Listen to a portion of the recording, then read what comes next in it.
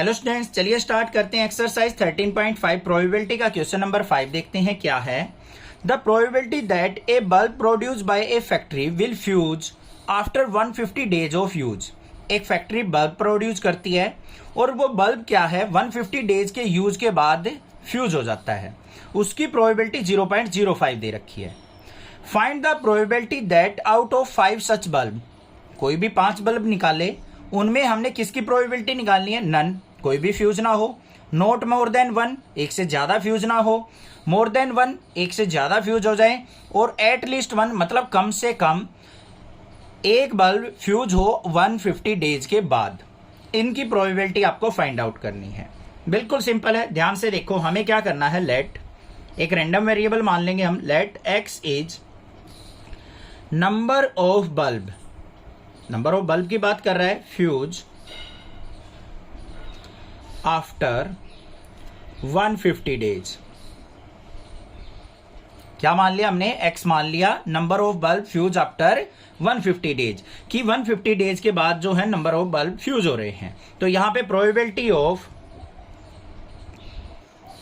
क्या लिखेंगे हम? यहां पे सक्सेस लें या फिर क्या लिखे? Probability of bulb fuse, probability of bulb fuse after 150 day. उसकी प्रोबेबिलिटी क्या दे रखी है? इसको सक्सेस मान लेते हैं स्मॉल पी से। वो कितनी है? 0.05। और प्रोबेबिलिटी ऑफ नॉट फ्यूज क्या हो जाएगी? Probability of bulb not fuse, कि वो फ्यूज ही नहीं होगा आफ्टर 150 डेज, कि उसे डिनोट कर लेते हैं। क्या हो जाएगी? 1 माइनस 0.05। ये फ्यूज होने की है, ये ना फ्यूज होने की आ जाएगी। कितनी होगी? 0.95। बात क्लियर हो गई या नहीं होगी? कोई दिक्कत नहीं है। अब यहां पे देखो, हमारे पास नंबर ऑफ ट्रायल्स क्या है? 5। टोटल बल्ब 5 यूज करने हैं। तो यहां पे नंबर ऑफ ट्रायल्स हमारे पास क्या है? 5। तो सबसे पहले हमें क्या निकालनी है? Probability of x equal to 0 की, नन की। तो क्या हो जाएगा? 5 बल्ब में से कोई भी फ्यूज ना हो तो 5C 0, मतलब 5 के 5 चलते रहेंगे, फ्यूज एक भी नहीं होगा। तो नॉट फ्यूज की प्रोबेबिलिटी क्या है? 0.95। तो 0.95 इसकी पावर कितने टाइम्स? 5 टाइम्स, कि 5 के 5 बल्ब हमारे चलते रहेंगे, फ्यूज नहीं होंगे। तो ये प्रोबेबिलिटी आ गई हमारी। कितनी आ गई यहाँ पे? 5C 0 क्या हो गया हमारा? 1 मल्टीप्लाई 0.95 की पावर 5। तो कितनी आ गई? 0.95 की पावर 5। इसको सिंप्लीफाई करके लिखने की जरूरत नहीं, ऐसे ही छोड़ दो। सेकेंड केस में क्या कही है? Probability of not more than 1। Not more than मतलब x की वैल्यू क्या हो जाएगी? Less than equal to 1। या तो 1 फ्यूज हो सकता है या 1 से कम रहेगा। इनकी प्रोबेबिलिटी निकालनी है। तो यहां पे 2 केस बन गए हमारी। Probability of x equal to 0 का प्लस में probability of x equal to 1 का। या तो एक भी फ्यूज नहीं होगा या एक फ्यूज होगा, बस। इन दोनों की प्रोबेबिलिटी हम यहां पे कंसीडर करके चलेंगे। तो probability of x equal to 0 की तो अभी अभी निकाल ली थी हमने, 0.95 की पावर 5। प्लस में इसकी देख लेते हैं, एक बल्ब फ्यूज हो तो 5C1, 5 में से एक फ्यूज हो तो एक फ्यूज होने की प्रोबेबिलिटी क्या है? 0.05। और 4 हमारे नॉट फ्यूज रहेंगे तो 0.95 की पावर क्या रहेगी? 4। समझ में आई या नहीं आई बात? दोबारा समझो। यहां पे तो था भाई एक भी फ्यूज ना हो या फिर एक फ्यूज हो। इसकी तो ये हो गई हमारी प्रोबेबिलिटी, ऊपर निकाल ली थी। एक फ्यूज हो 5 में से तो 5C1, पहला बल्ब भी हो सकता है, दूसरा भी हो सकता है, तीसरा भी, चौथा भी, पांचवा भी, कोई भी हो सकता है। इसलिए हमने कॉम्बिनेशन यूज किया है। ठीक है भाई। तो यहां पे फ्यूज होने की प्रोबेबिलिटी क्या थी? 0.05, क्योंकि एक ही फ्यूज हो रहा है तो एक बार लेंगे। और 4 बल्ब हमारे ऐसे होंगे उनमें से जो फ्यूज ही नहीं होंगे, तो उनकी प्रोबेबिलिटी 0.95 की पावर 4, ना फ्यूज होने वालों की 4 टाइम्स ले ली। इसको सिंप्लीफाई कर लो तो क्या आ गया यहाँ पे? 0.95 की पावर 4 कॉमन आ गया। यहाँ पे क्या बच गया? 0.95 प्लस में 5C1 क्या हो गया मेरा? 5। क्या हो जाएगा? 5C1 5 मल्टीप्लाई 0.05, और ये हमारा बाहर जा चुका। इसको अब सिंप्लीफाई करना चाहो तो कर लेंगे हम। यहाँ पे क्या आ जाएगा मेरे पास?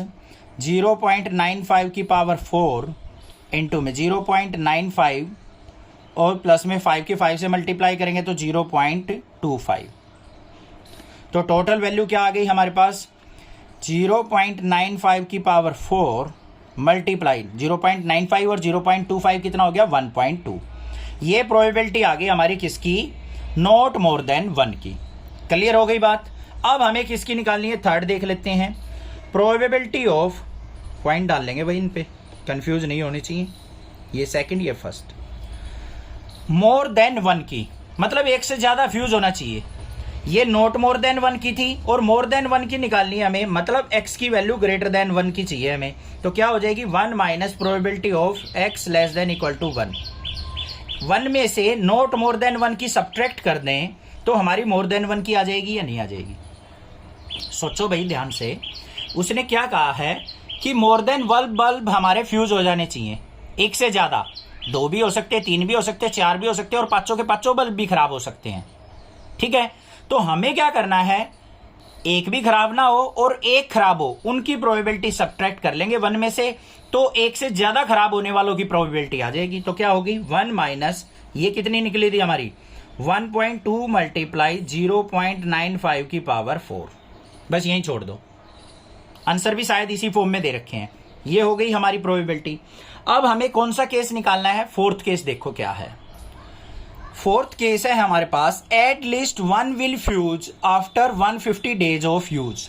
मतलब कम से कम एक तो फ्यूज होना ही होना चाहिए, ज्यादा से ज्यादा कितने भी हो सकते हैं। तो क्या केस बना, probability of x greater than equal to 1। जो फ्यूज होगा वो एट लीस्ट 1 का मतलब 1 तो होना ही होना चाहिए, ज्यादा भी हो सकते हैं। तो probability x greater than equal to 1 की निकालनी है। तो ये क्या हो जाएगी 1 माइनस प्रोबेबिलिटी ऑफ एक भी खराब ना होने की प्रोबेबिलिटी को सब्ट्रैक्ट कर देंगे, बस आ गया आंसर। तो 1 minus probability of x equal to 0 की क्या थी हमारी 0.95 की पावर 5। ये आंसर हो गया। समझ में आई या नहीं आई बात। यहां पे किसकी निकालनी थी हमें, एट लीस्ट 1 फ्यूज, मतलब कम से कम एक फ्यूज हो जाना चाहिए हमारा, उसकी प्रोबेबिलिटी निकालनी है। तो वो हो गया x greater than equal to 1। तो 1 में से एक भी फ्यूज ना होने की प्रोबेबिलिटी सब्ट्रैक्ट कर दो, तो ये हमारी ग्रेटर देन 1 की प्रोबेबिलिटी आ गई। कोई भी दिक्कत लगे आप मुझसे पूछ सकते हैं, अदरवाइज चैनल को सब्सक्राइब कीजिए, लाइक कीजिए और शेयर कीजिए। Thank you students for watching your channel Nexa classes.